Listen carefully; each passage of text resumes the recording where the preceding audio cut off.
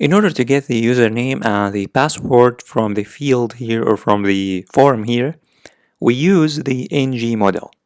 So inside the login.html, what I'm going to do is that I'm going to use the ng model equals to username and the password as well for the password field ng model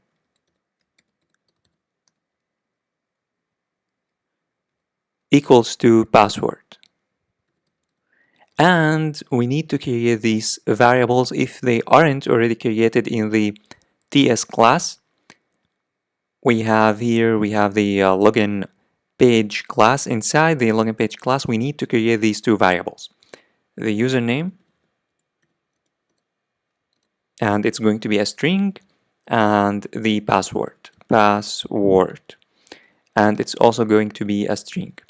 Now, once the user types something in the username and the password fields, we will be able to get them and process the login. So here in the login function, what I'm going to do is that I am going to access the username and the password. So instead of the console.log here, I can simply here display the password this.username, and I can also use the console log to display also the password.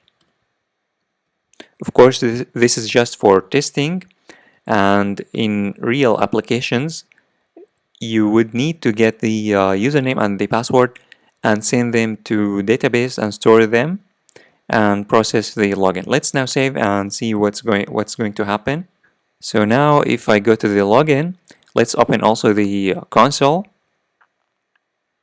and let's start typing something in the username,